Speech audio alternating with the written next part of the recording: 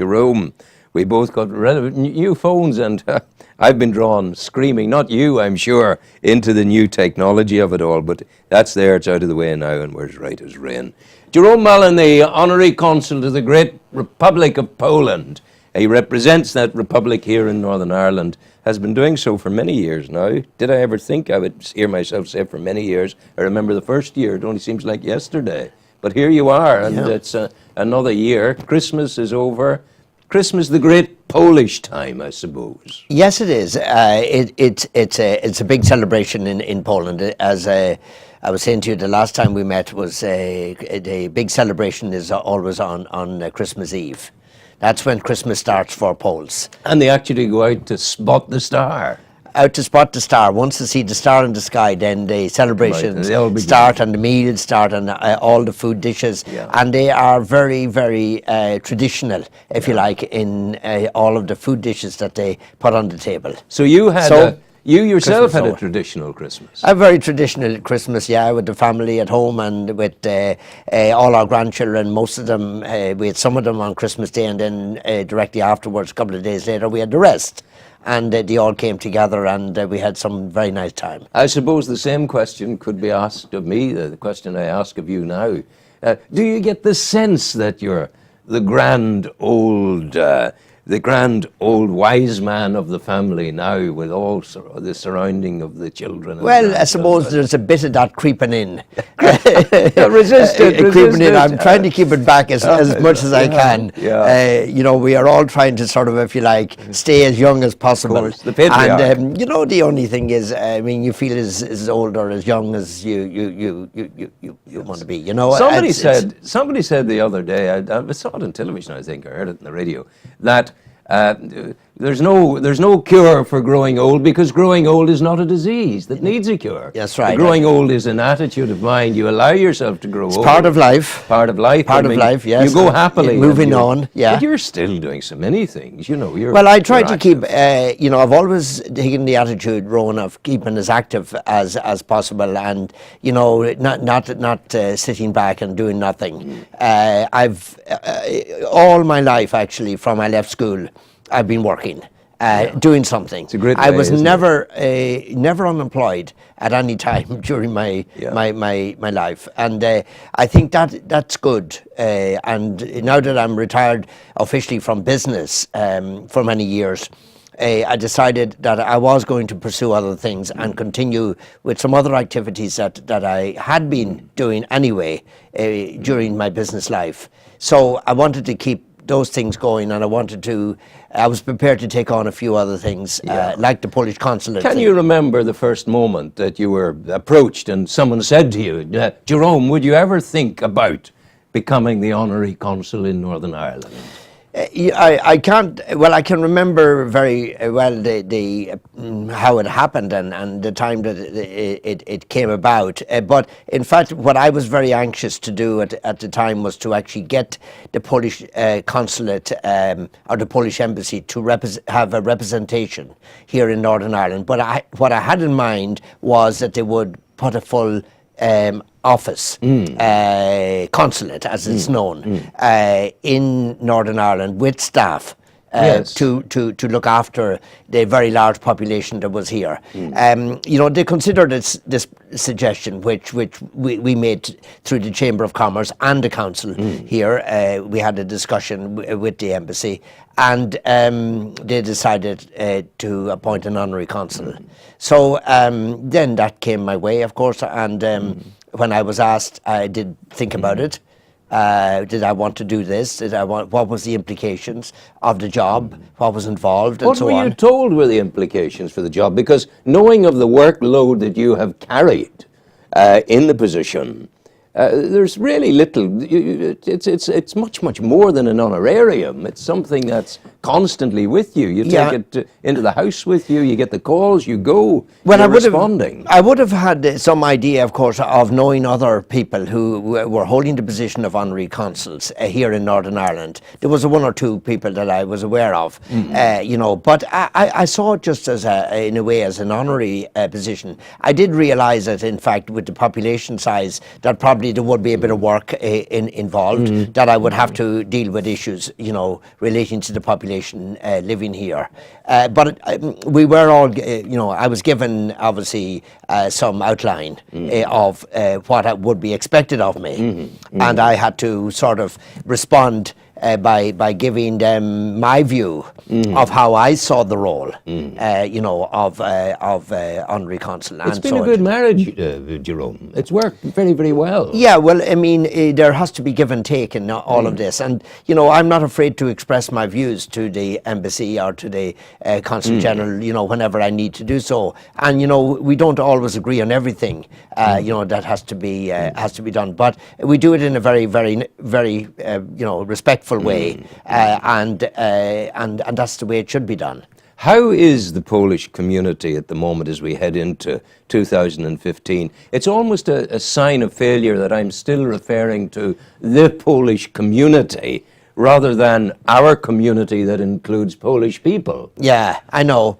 Well, I suppose it's only natural that we will always sort of continue to sort of refer to the new communities living here, not just the Polish community, but other immigrant communities by, you know, their nationality that here, the Polish community. But you're right, there is so many now that have grown up here. Yes. And are born here. There's integration. They're Newry people or Irish people or Northern Ireland people, whatever you want to call them, and they are part of our community. Yeah. Yeah. And wonderful people they are, because they have a particular penchant for working hard, accompanied by a friendliness of personality. Absolutely. I mean, when they leave their country and come this distance, it is for one reason only, and that is to take up a job, work hard and earn money. And support their families back home in Poland in many cases, or support their own family who have come with them and are living here. You know, so yeah. I was going to say linguistically they're brilliant, because there's not a Polish person I know that doesn't have fluency in English. Well, that's right. I mean, not all of them, I mean, come with the language because they are of an older generation and they will not maybe have had English as a subject in their education at the time they were in school in Poland. But the younger generation certainly do. And they come with a very good command of the language. And if they haven't a full command, they don't belong learning it.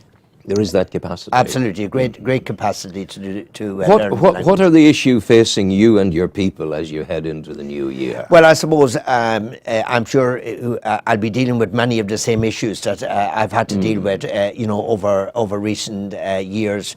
Obviously, I'm hoping that I won't have to deal with the number of issues to do with hate crime that we've had to deal with. I'm a little bit worried this morning when I'm hearing, I haven't had time to look into it yet, but I'm hearing some news. I got a phone call before I left, just as I was leaving home this morning, about some graffiti here in Newry. And I will be investigating this later. If that is the case, I am very shocked and very disturbed that, in fact, in this particular city that we're in, that this sort of thing would be happening, that graffiti would be going up on a wall. And whoever is doing it, I would say to them, would you please not do it again? Would you stop doing it? This is wrong and it shouldn't be happening. And, you know, we are a good community here. We have always welcomed visitors and the immigrant communities into this city here.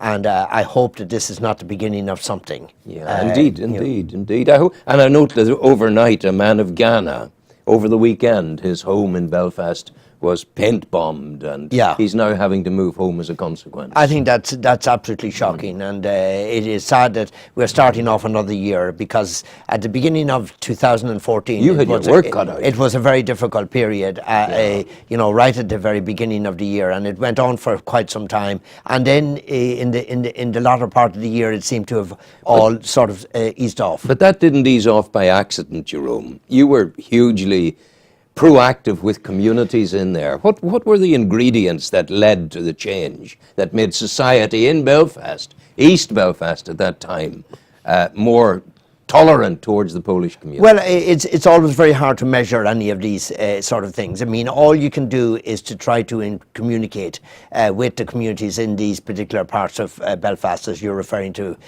and to try and get that message out.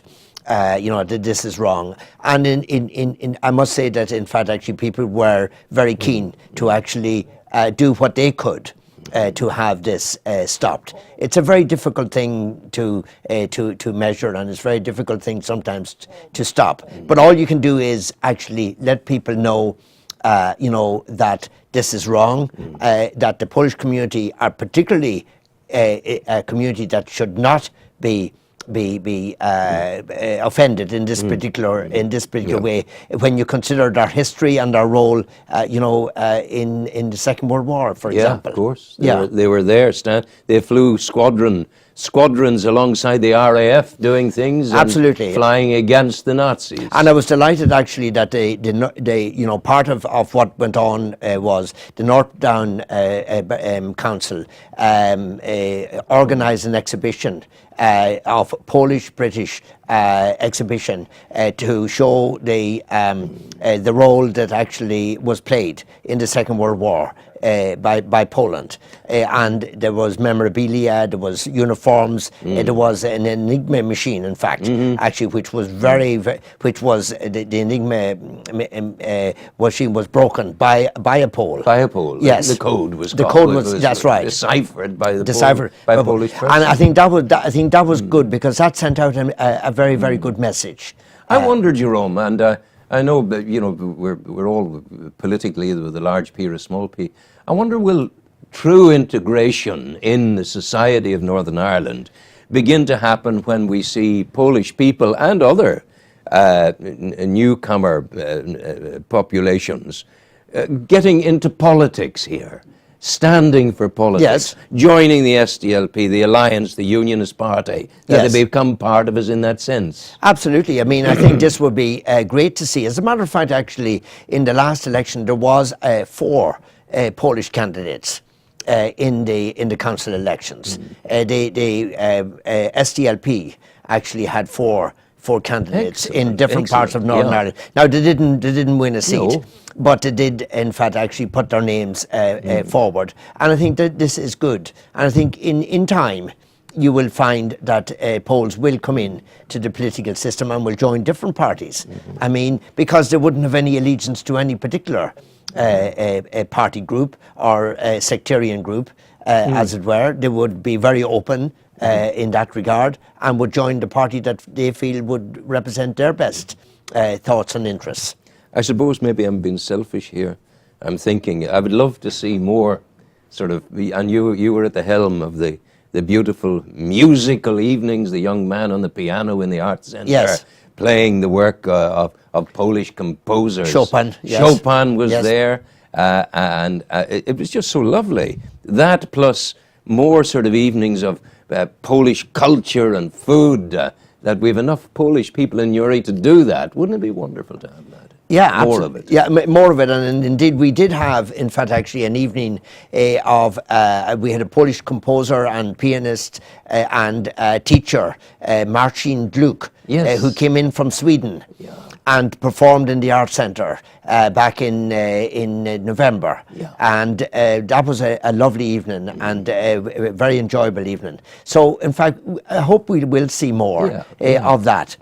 But I mean, there have been a variety of things. There was some art exhibitions too as well, and in fact there will be an art exhibition in March, I think it is, because I booked the Art Centre for a Polish artist in Belfast who wants to display his works. and that will be going up in the Arts Centre in March.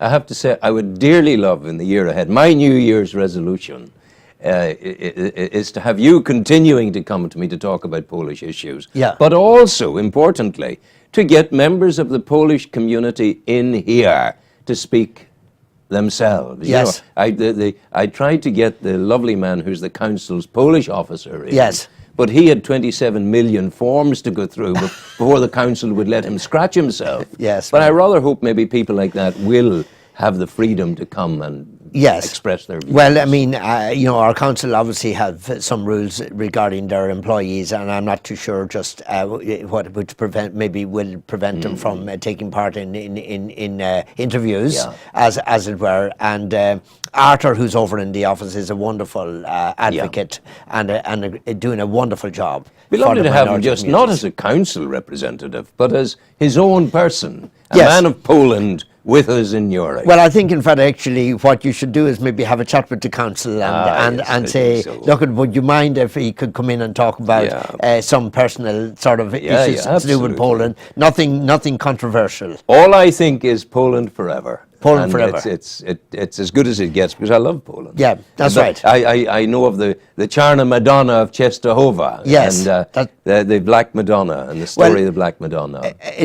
Talking about the council, I mean, the new council will be coming into existence now very shortly, and you know, maybe you can have a chat with them, and of course we're going to find out what the new name of the council will be in the next few days. Absolutely. And I hope that it contains Newry in the name. I How think it's could very it not? important How that it could does. it not? How could it not? But I mean, in the year ahead, I want this studio to be a Polish studio on an ongoing basis throughout the year. Well, thank you very much indeed, Rowan, for making your studio available to the Polish community.